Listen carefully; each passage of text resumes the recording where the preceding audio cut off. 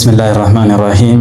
الحمد لله ثم الصلاة والسلام على خير خلق الله محمد بن عبد الله وعلى آله وصحبه ومن والاه. أما بعد، السلام عليكم ورحمة الله وبركاته.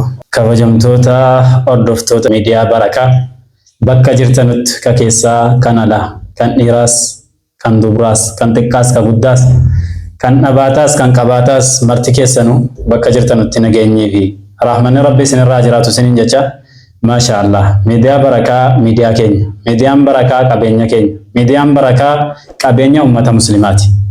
أمة مسلمة والكبا أوف كبا والكبا ولين اللي قرتني قال مجا أكو من أمني قرآن كيست تسبيب حديث إرجع ربي صلوات ربي وسلام عليه كيست اللي بيب أكسما ميديان بركة كن كلتي هندان كايون ساقدان inni irratti hojjetaaru amantii keenya irratti amantii islaamaatiif hojjetaara daawaa dirreetti baasuu fatwaa nama dhibe waan namni hedduu rakkata gariin wama wadurraa rakkata gariin wama gatanii yoo shamara ta'e dhiigarraa rakkata gariin soomarraa rakkata gariin salaatarraa rakkata gariin zakaarraa rakkata gariin hajjii kanarraa rakkata baatii ammatti jiru keessa kana hunda waan asnamaa baasee asnamaa kennuudha miidiyaan barakaa kun.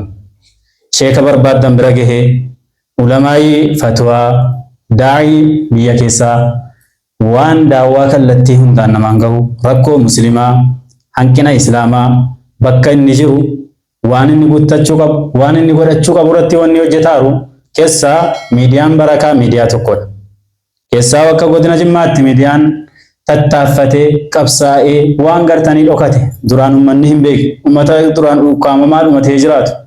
Waa asba'uu dhabuudhaan, waa hubachuu dhabuudhaan cinqamaa jiru bira dhaabbatee as baasee deeggaree mul'isaa kallattii hundaan waan harkaan godhamtuu miti isii tuqaa kanaa miti waan biraallee gochuudhaan bira dhaabbatamuu qaba. Sheekul Islaam Ibn Teemiyaan akki jedhan al-mu'minu lil-mu'mini kal-yadayni yaghsilu ihdaahuma al-ukhraa. Namni muuminni muuminaaf muslimni muslimaaf jechuudha akka harka kana lamaaniiti. Akka harki tokko harka tokko dhiqee xurii irraa baasu qulqulleessee irraa fidutti. Kanaafuu namni muslimaa akka kana tokko daawitii waliiti mastaawotii tokko keessatti wal laallata karaa tokko wal argaa. Miidiyaan barakaa kun afaan oromootiin peejiin isaa hundi yuutuubiin isaas feesbuukiin isaas tiiktokiin isaas kallattii maraanuu afaanuma oromootiin miidiyaa barakaa jedhee jira. Uummanni keenya keessaa ala jirtan warri dandeettii qabdan waan dandeessan bira dhaabbadhaa daawwaan akka bakka gaggaarii ga'u namni kunis namni waan kana kaayyeffatee ol ka'u akka waan kanaan tarkaanfatee galma ga'uu danda'u maqaa islaamaatiin kee akka hin gufanne aadaan beekamu uummata muslimaa biratti yeroo hedduu keessaahuu miidiyaa kana gubbaatti namni khayrii hojjetu namni waan gaarii babal'isu eeganni du'e kee peejiin isaa guddata. Yoo foolollee ta'e yoo sabiskiraayibii isaa ta'e yoo maalillee laayikii isaallee ta'e sanbooda guddata.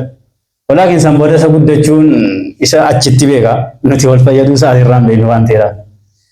Nuti immoo aadaa sana osoo hin taane har'a wal guddisuun har'a wal mul'isuun akkuma namni rakkoo namaa laalee itti ol qabu si wajjin jirra kootii keenya jedhee hundinuu kallattii hundaan miidiyaa keenya barakaa nu jabeessaa jajjabaadhaa rabbi sina milkeessu galmaan rabbi sina ga'u akka waan qabdanuun kan yaada gaarii qabdan nu wajjin jiraadhaa kan qabeenya gaarii qabdan nu wajjin jiraadhaa kan beekumsa qabdan kan beekumsa furachuu barbaaddan kan qabnes miidiyaa barakaa wajjin akka nuuf jiraattan isinii dhaamna. Bismillah wassalaatu wassalaamu ala rasulillah sallallahu alaihi wasallam.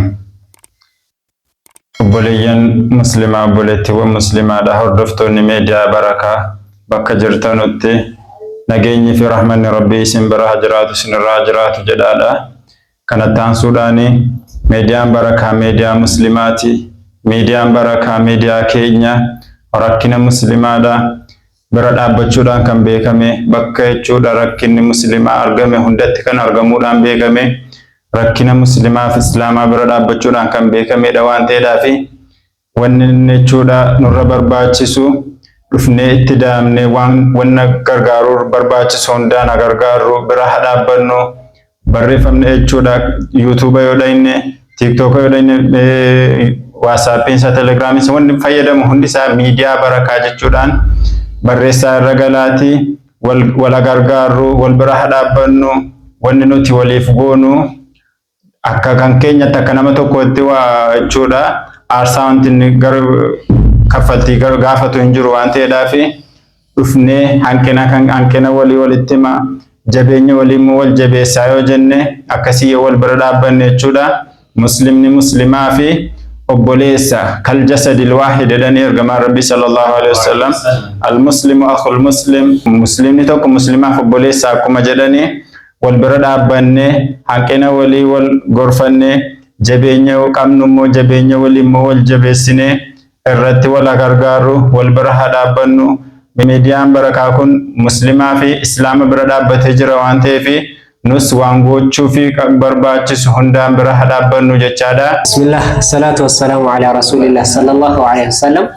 Assalamu alaikum wa rahmatullahi wa barakatuh. Wa alaikum assalam wa rahmatullahi wa barakatuh. Hayyee akkasiga daawwattoota muslimaa kan bakka jiraattanii viidiyoo kana ilaalaa jirtan har'a turtiin keenya miidiyaa barakaa miidiyaa muslimaa miidiyaa hawaasa muslimaa kan fagoo jiruu fi kan dhiyoo jiru beeksisuu ta'a. Miidiyaan barakaa kuni rakkina muslimni qabu rakkina ummanni muslimaa qabu ilaalee bakka hanqinni tokko jiru bakka hanqinni daawwannaa tokko jirullee ilaalee waan ummanni muslimaa rakkina tokko qabu tokko gadi baasuuf miidiyaa tattaaffataa jirudha. Miidiyaa hammallee guddatee miti miidiyaa guddinarra jirudha. Kanaaf wanti nur miidiyaan barakaa ummata muslimaa irraa eegu akkuma miidiyaa biraa jajjabeessaa jiru miidiyaa barakaa kanas duuka buunee waan inni barbaachisu kulli isaatiin har'a namni waa meeqaa wal gargaara sheerii wal gargaara fooloodhaan wal gargaara sabiskiraayibiidhaan wal gargaara kallattii kamiinuu waan deeggarsa jedhamu kunis khayrii qabaata jechuudha. Waan deeggarsi barbaachisu kulli isaadha miidiyaa barakaa kana akka bira dhaabbattan isiniin jechuun barbaada. Kanaaf hawwiin miidiyaan barakaa qabummoo bakka ga'umsi yookiin fakkeenyaaf wanti bakka gaanu jiraami yaadni tokkorraa ka'ee lama jedha. Kanaaf hamma immoo yaadni inni qabatee as ba'u jiru immoo yaada guddaadha jechuudha uummata. Waan khayriin ishee gochuun akka shari'aatti sawaaba qabaata. Sawaaba sirriitti malee waa tokko fakkeenyaaf addaallu alal khayri kafaa'ilihi jedhan. Kanaaf wanti tokko nam tokko irratti qajeelchuun waa tokko namatti agarsiisuun khayrii qaba jechuudha. Gaafa wanti tokko namni tokko hojjetee darbe laayikii ati sheerii gootu sun khayrii sii qaba jechuudha. Kanaaf gaafa waa tokko namni tokko hojjetee gadi baasnu inni kaan immoo sheeriidhaan bira dhaabbatanii sabiskiraayibiidhaan kallattii yuutuuba isaa deemanii sabiskiraayib godhuun ajrii qaba jechuudha. Kanaaf akkanatti miidiyaa barakaa akka isin bira dhaabbattan hawwii qabna. Kanaaf inshallah namni illee miidiyaa barakaa kana qunnamuu barbaadan kallattii kamiinuu argachuu dandeessu waan ta'eenaan bakka hanqinni qabu nama hin cinqu jechuudha. Afaan Oromootiin miidiyaa barakaa TikTok irratti YouTube irratti miidiyaa barakaa jedhaatii barreeffadhaatii dhaqaatii sabiskiraayib nu godhaa inshallah. Hojii kamiyyuu seenaati miidiyaa barakaa jedhaa argachuu dandeessu barreeffannaan isiniif dhufaa jajjabaadhaa jajjabeessaa nu wajjin jiraadhaa wajjin jiraachuun galmaan nama gaha warra waliin birtoo yeroo rabbin waa taasisu. Assalaamu alaikum wa rahmatullahi wa barakatuh.